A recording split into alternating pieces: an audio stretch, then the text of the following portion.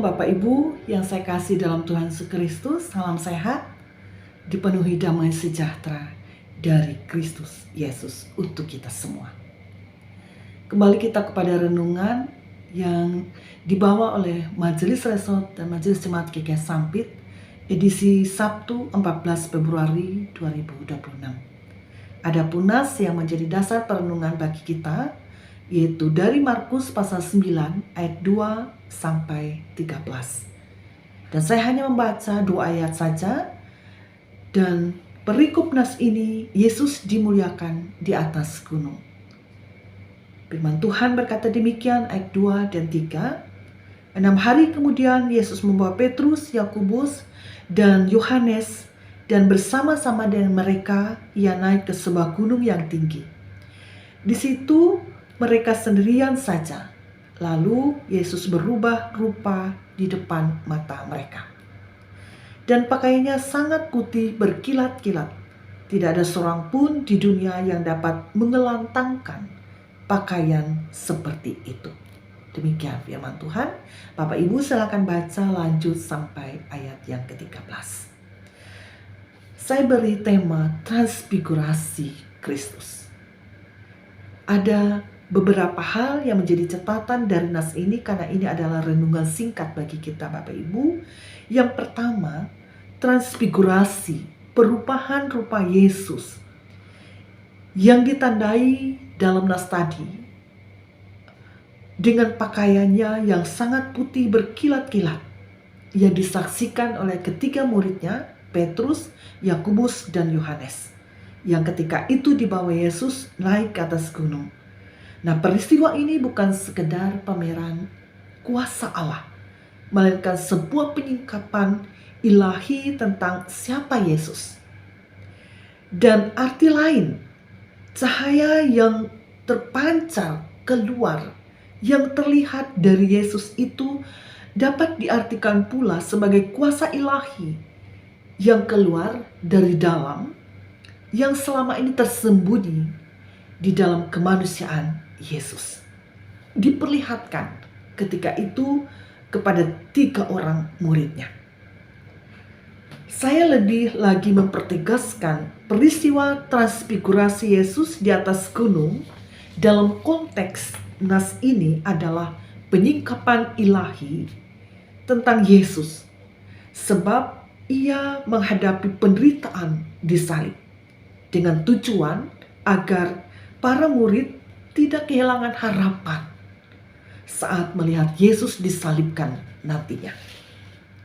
Yang kedua, dalam peristiwa transfigurasi mengukuhkan identitas Yesus bahwa ia bukan sekedar rabi atau guru, melainkan anak Allah yang otoritasnya melebihi Musa dan Ilya sebagai nabi, sebagaimana cerita dalam nas ini. Ketika Musa dan Elia menghilang setelah awan menutupi para murid, dan yang tersisa hanyalah Yesus sendirian, membuktikan bahwa Yesus telah menggenapi hukum Taurat dan para nabi. Dan otoritas atau kekuasaannya melampaui apa yang menjadi ketetapan hukum, bahkan peran nabi, bahkan tradisi yang dibuat oleh manusia. Yang ketiga, puncak dan menjadi ayat emas, yaitu dalam ayat yang ke-7, Bapak Ibu saya baca, maka datanglah awan menaungi mereka, dan dari dalam awan itu terdengar suara, inilah anak yang kukasihi, dengarkanlah dia. Awan bisa menjadi lambang kehadiran Allah. Dikatakan dari dalam awan itu terdengar suara, inilah anak yang kukasihi, dengarkanlah dia. Bapak Ibu Saudara, ini adalah pernyataan Allah, Bapa yang menegaskan bahwa Yesus sebagai putra Allah, Mesias yang sudah dipilih, dan satu-satunya otoritas atau kekuasaan yang tertinggi yang harus ditaati. Dari ketiga hal itu kita mengambil perenungan sebagai aplikasi bagi kita hanya satu, Bapak Ibu. Dengarkanlah Dia. Dengarkanlah Yesus. Perkataan ini bersifat perintah yang segera untuk kita lakukan. Pertama, di tengah hiruk pikuk suara dunia dengan berbagai ide, gagasan, pengetahuan, keyakinan, kepercayaan yang seperti mengatur tingkah langkah manusia yang juga menyangkut kepada politik, ekonomi, sosial, budaya, dan parahnya banyak orang yang menjadikan gaya hidup, standar moralnya dari apa yang dikatakan misalnya di YouTube atau media sosial, bukan perkataan Yesus, bukan gaya hidup dari Kristus itu. Dari suara dengarkanlah Dia, inilah perintah yang memanggil kita orang-orang percaya. Bahkan dunia ini sebenarnya untuk kembali menjadikan perkataan Yesus atau perintah serta firman-Nya sebagai kompas atau penentu arah hidup, moral, dan spiritual kita.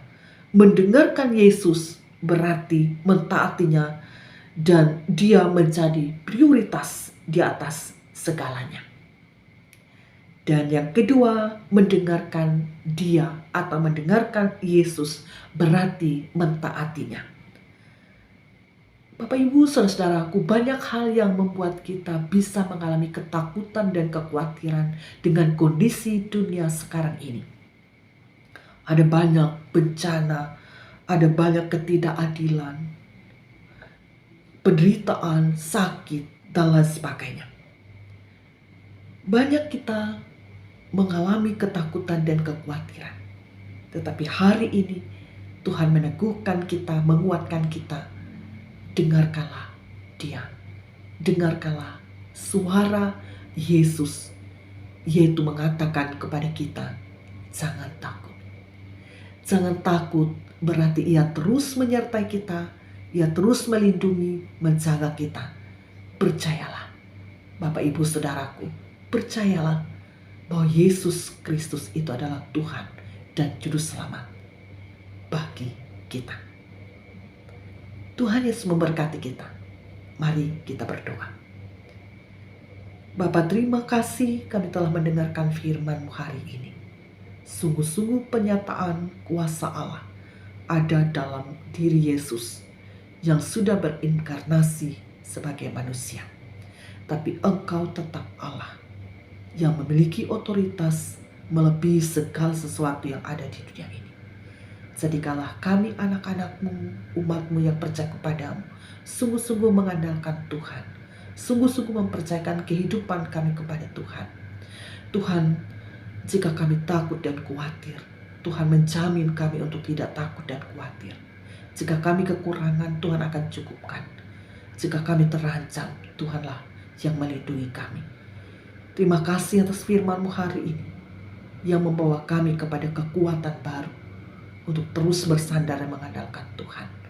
Menetapkan kehidupan kami, iman, percaya kami, bahkan seluruh hidup kami bersama keluarga kami, bersama apapun yang menjadi bagian tugas pekerjaan kami di tengah dunia ini.